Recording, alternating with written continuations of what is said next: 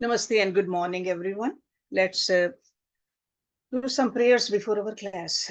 Om Guru Brahma, Guru Vishnu, Guru Devo Maheshwara, Guru Sakshat Parbrahma, Tasmai Shri Guruve Namaha.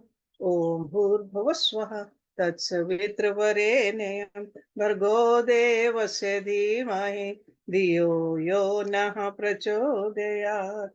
अस्तो मा सद्गम्य तमसो मा ज्योतिर्गम्य मृत्युर्मा अमृतं गम्य ओम सहनावतु सहनौ स वीर्यं करवावहै तेजस्विनावधीतमस्तु मा विद्विषावहै ओम शांति शांति शांति. Okay, let's open our Yog Darshan books on chapter number 3, and the name of this chapter is Vibhutipad, the powers which we get when we practice yoga the right way. Okay, and then he keeps on warning us too that the practice of yoga is not to attain these powers, but these powers do come. So be careful, don't become arrogant. But when they come, just think that your practice is taking the fruits. Okay, that's all. Let's look at verse number 49. Tataho manojavitvam vikarannabhavah pradhanajayashch. Tato means therefrom. Manojavitvam, that means the speed of your mind. So ability to move at the speed of mind. And we know how fast mind can move. And vikarannabhavah, freedom from the sense organs. That means ability to comprehend without relying on the sense organs. Pradhanajaya, conquest of Pradhan. What is Pradhan? Prakriti. So that means ability to enter and explore the primordial Prakriti, this nature. Cha means and. So therefrom follows speed like that of mind, freedom from any medium of instrumentality, and conquest of the limitations of Prakriti. So that means you have victory over the senses. You can move at the speed of mind. You can comprehend without relying on the sense organs, because sense organs are the instruments. Without those instruments, you can comprehend. And the ability to enter and explore the primordial Prakriti, the Mool Prakriti. Actually, this is a continuation of the preceding sutra.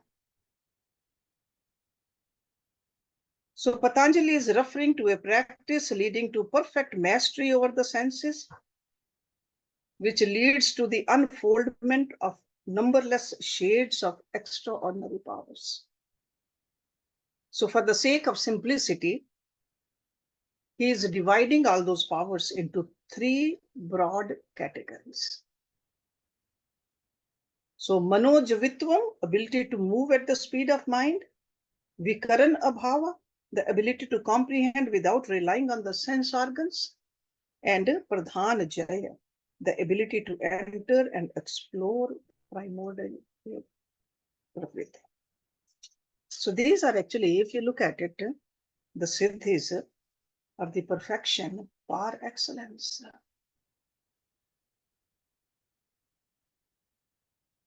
And what happens? The yogi, he is fully anchored in the self-luminous, self-born space of consciousness. So he has transcended the need to reside in the body or in the elements. And how did he get this? From the practice of Samyama.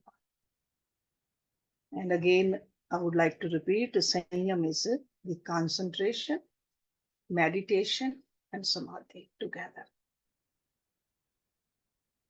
This kind of a practice changes that sadhak with pragya, the extraordinary intuitive understanding of the evolution of the senses, or even the need for their evolution. And ultimately, learning how to transcend these sense organs too. Because at this level, the yogis understand that there's no longer a difference between the senses and the mind. They're all part of the Prakriti. Senses are just a grosser part of the Prakriti, and mind is the subtler part. So the same way, there's no difference between man, the thinking mind, and the ahankar, mind that identifies itself with the objects of cognition. So we need to transcend that also. The buddhi, the discerning mind also. The whole Prakriti has emerged and re-emerged, as they call it, Chit Samvit. In yogic terminology, it's also called Shuddha Samvit, pure and pristine knowing power of the Ishwar's Prakriti. So in other words, the mind of such a yogi is as pure, as pervasive as primordial Prakriti. So such a mind is a natural container of the three broad categories of the siddhis, or the powers, which he is talking about in this verse. And this capacity, along with its numberless offshoots, is manojavitvan, the ability to move at the speed of mind. And there are a lot of stories in our scriptures about that. The scriptures call this knowledge as sakshat anubhuti also. Direct experience without the aid of the senses, sakshat. So a yogi is able to simultaneously comprehend the object of the entire experience. See, we have to use our eyes, our ears, our touch. Yogi can do all that without using the instruments. So this capacity, along with its numberless offshoot, is vikarannabhavah, which Rishi Patanjali has mentioned in this verse. Vikarannabhavah.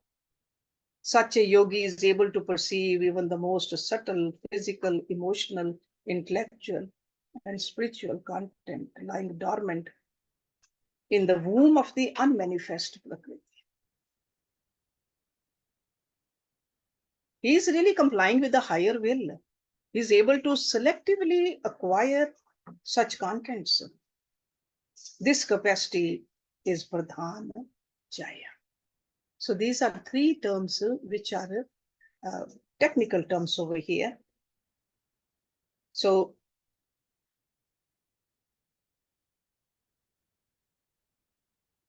in simple terms, for our understanding, we can call them great qualities which develop from the sadhana.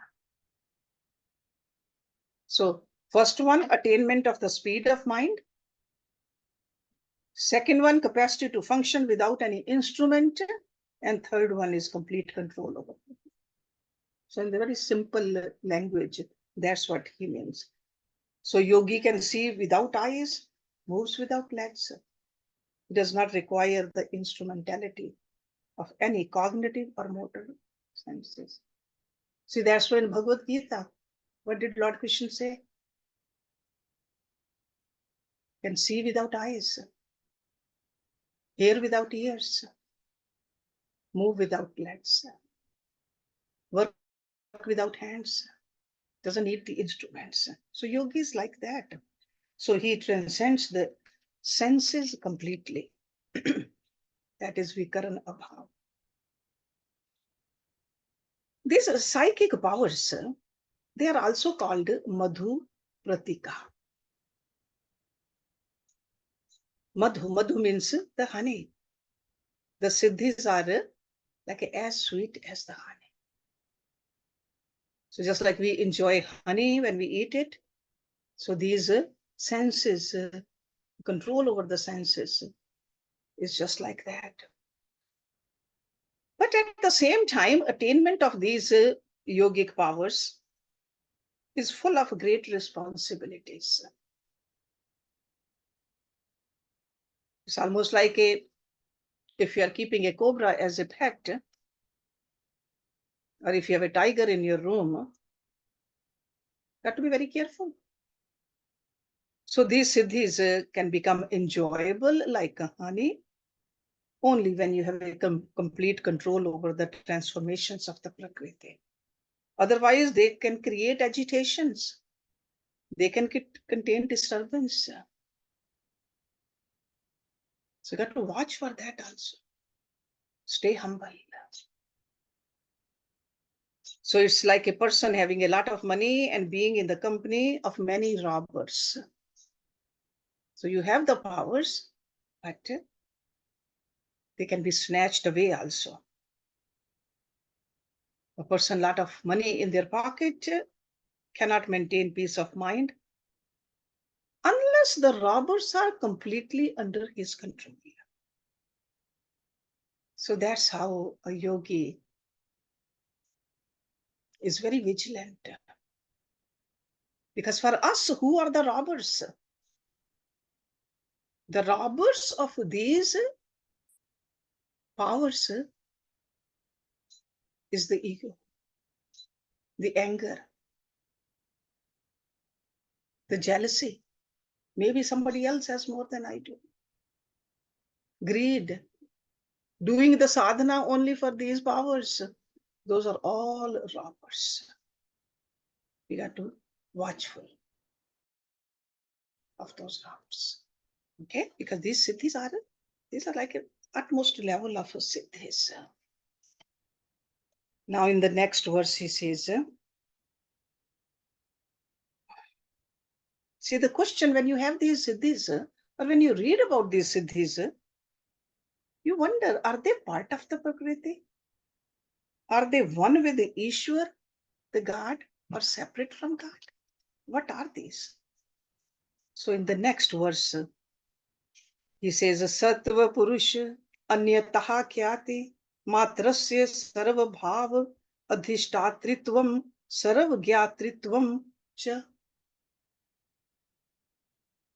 Sattva, the purity, and over here it really means the Chaita. Purusha, the self. Anyata, difference. Khyati, awareness. Matrasya, only. Sarv means all. Bhav, states of existence. Adhishthatritvam, supremacy. Sarvajnatritvam, omniscience. Cha means and. So over here he is basically talking about the omnipotence and omniscience. One who has gained direct realization of the distinction between the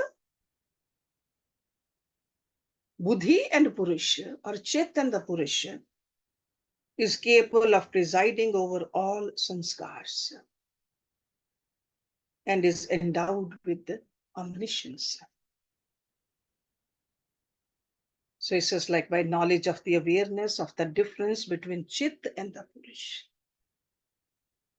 This kind of a supremacy over all states and forms of existence and omniscience. We all know that God has three qualities. When we try to define God, even though we cannot define God, but these are the characteristics we talk about. Three of them: omnipotence, omniscience, and omnipresence.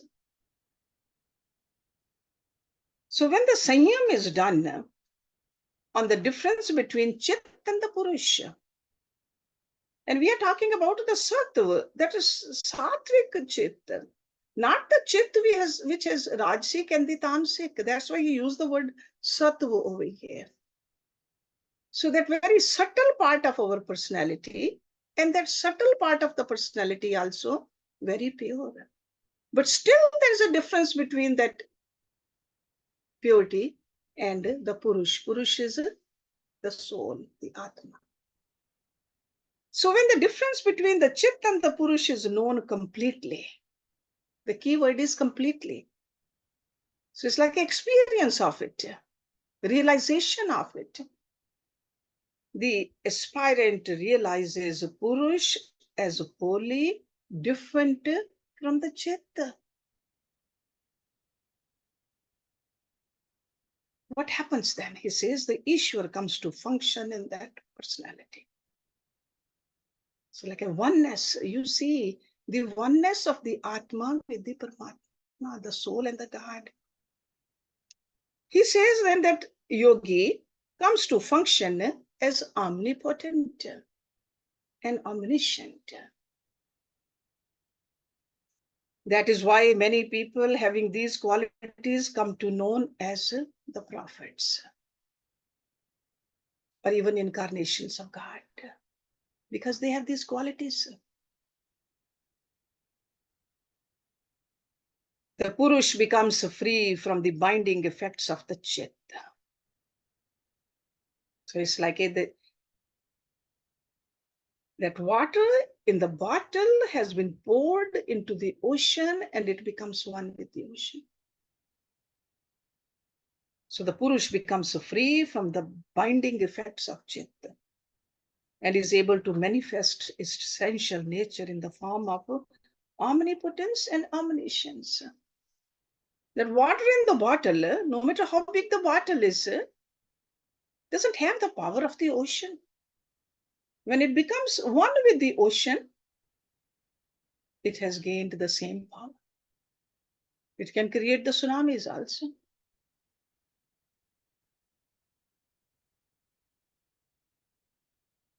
And where does this the whole thing starts with?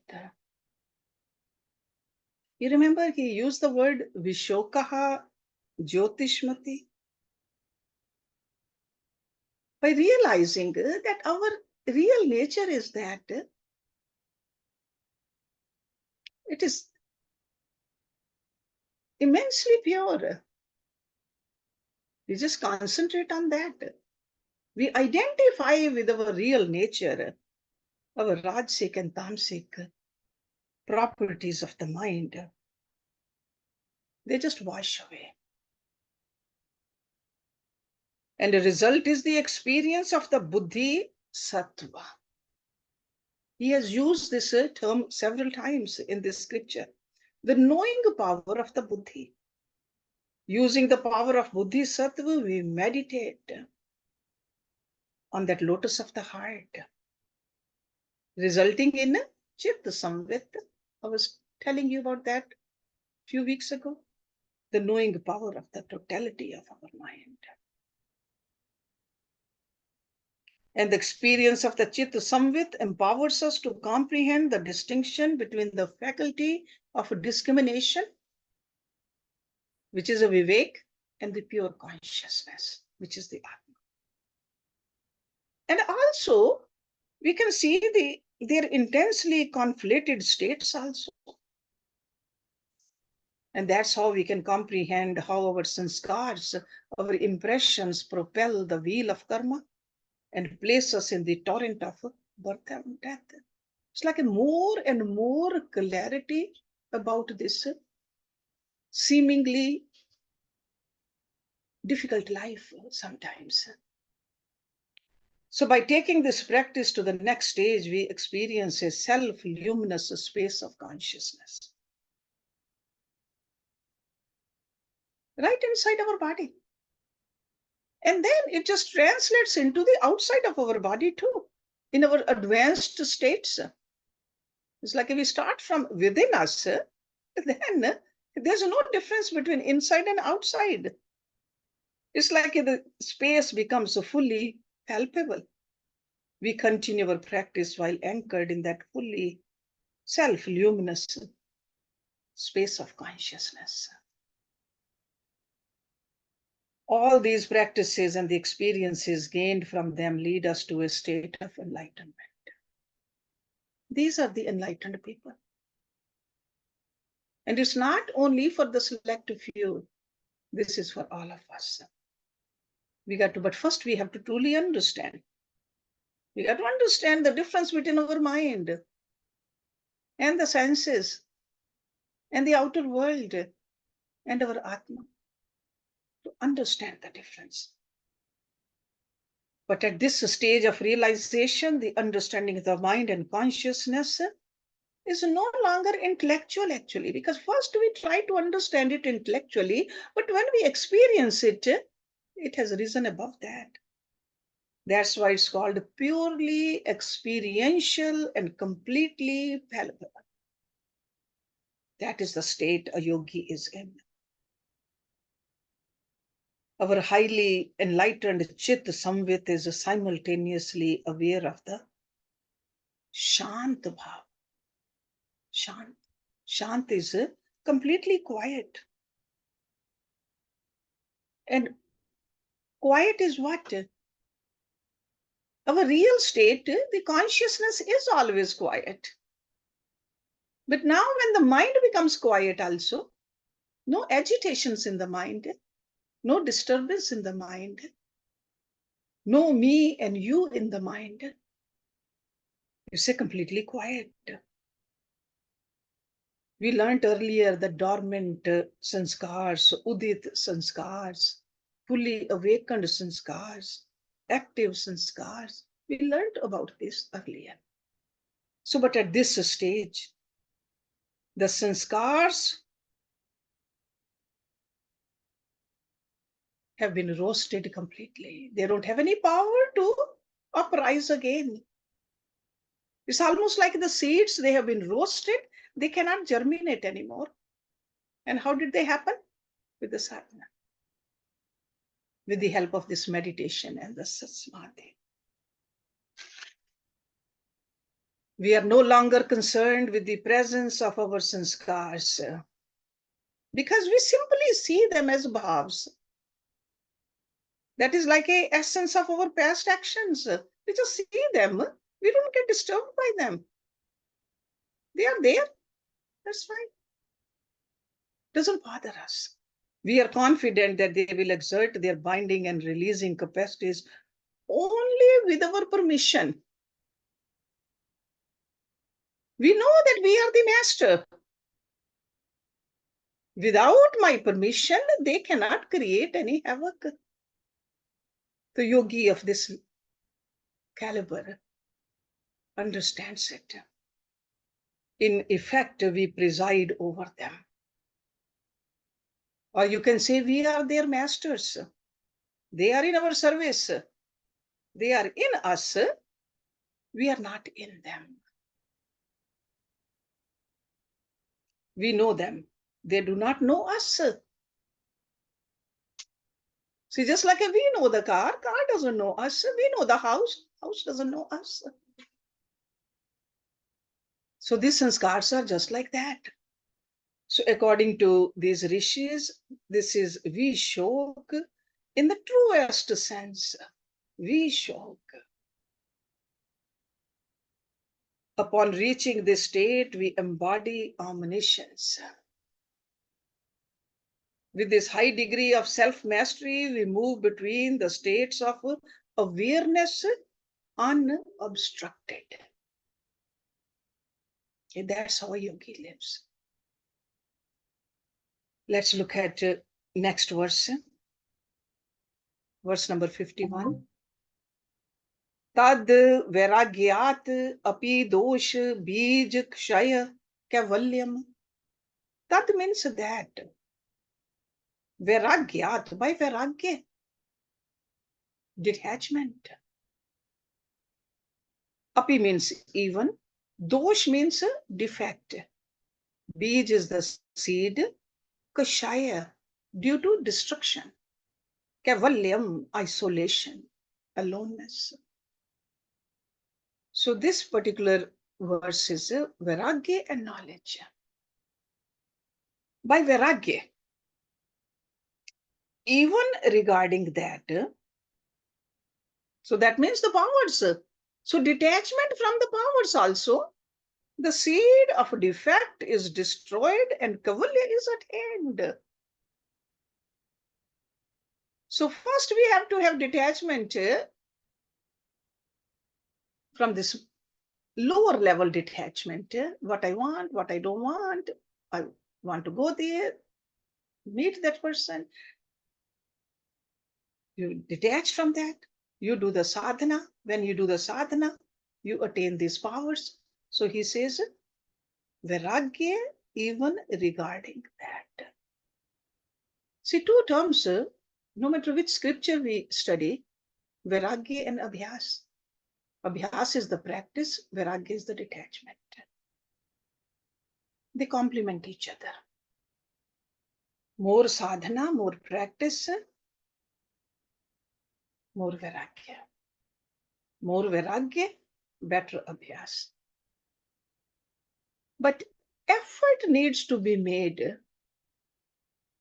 for the Abhyas though, the practice. Okay. More practice we do, that Vairagya happens actually. Because with the practice, you start seeing higher level. You just detach from the lower. So that's why in Hindi they say, Vairagya karna padta, abhyas karna padta hai, Vairagya ho jata hai. Okay, so we got to do our part. Otherwise, if we keep on thinking that no, I got to detach, mentally we are attaching more and more. So our effort should be in doing our practice.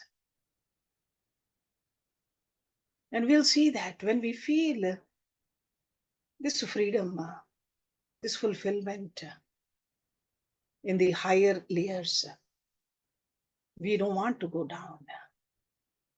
We don't want to get attached. Okay, so by Vairagya, even regarding the powers, the seed of defect is destroyed and Kavalya is attained. So just look at it from the previous verse. He talked about the difference between the Chit and the Purusha. He said Vivekyati is attained and the powers come, omniscience and omnipotence. And the yogi is completely detached. He renounces the effects and influences so far achieved, if a yogi can do that. The seed, what is the seed he is talking about? Seed of bondage. And what is the seed actually? That seed is called avidya, the ignorance. The ignorance about who we are. That is the ignorance. Avidya. Avidya is the seed. So he says that seed is destroyed. Avidya is destroyed. When the avidya is destroyed, what happens? Remains is the vidya, the knowledge. So that is a state of Kevalya, he says. Kevalya. Kevalya is translated as liberation or freedom. The word Kevalya is derived from the word Keval. That is a very simple word. Keval means absolutely one. Keval. Or you can say without others, just one. So it means isolation, aloneness, or you can say it is a state of non-duality. And there has been a lot said about the Kevalya, but we'll see that more in the next chapter also. Because the title of the next fourth chapter is Kevalya Pad. Okay, so this is a Vibhuti Pad, then comes the Kevalya Pad. Okay, so we'll learn more about it. It's not a state of realization of any positive knowledge of God. Because we really cannot know God. Once we know God, we have merged in God. There's nothing is there to talk about God then. Either the mind has been transcended, or you can say that it has been just totally eliminated. So the notion of Kaivalya must be properly understood by us students. It's not a state which can be explained. We can have it only by losing or giving up everything else. If somebody says, no, oh gosh, I have attained the Kaivalya state, that's not how it goes. It is a state of absoluteness, of onlyness, or of Advaita. At this point, Kaivalya and Vedanta, through the help of yoga, we can understand Kaivalya. So, Tad Vairagya Dosh Bij Kshay Kaivalya. So we can see that he is explaining the powerful practices. Through those practices, we can attain the victory over the elements, victory over the senses. And then now he is emphasizing the ultimate objective of yoga, Kaivalya. See, or a simple way, Kaivalya, you can understand absence of everything other than the presence of Atma. Okay? Absence of everything. And this state of consciousness dawns when cognitions other than the self-revealing power of intelligence vanish completely.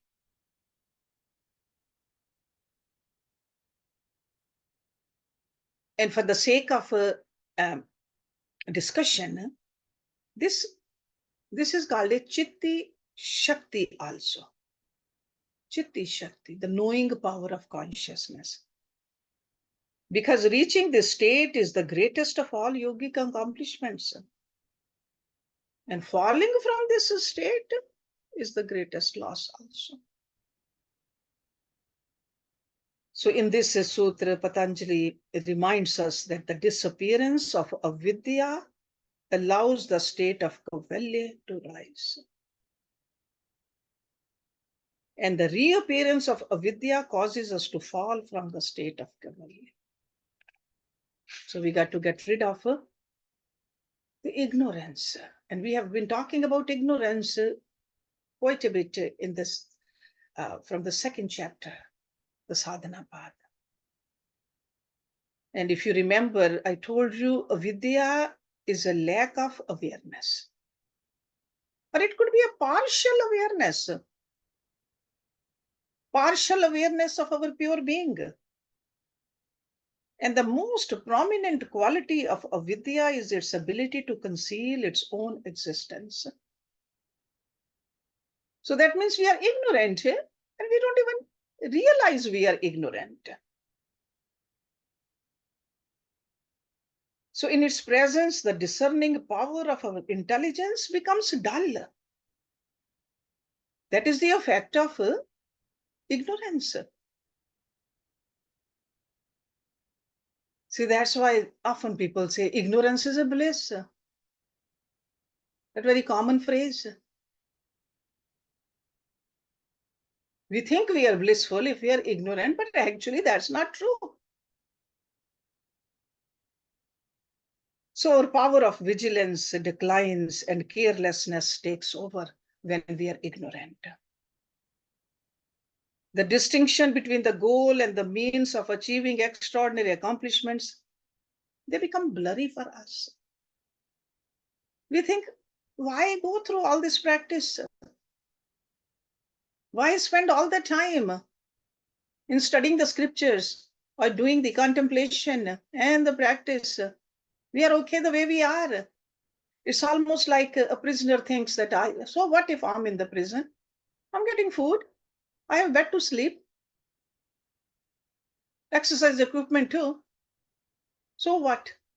I'm happy here. That's how this ignorance takes over our mind.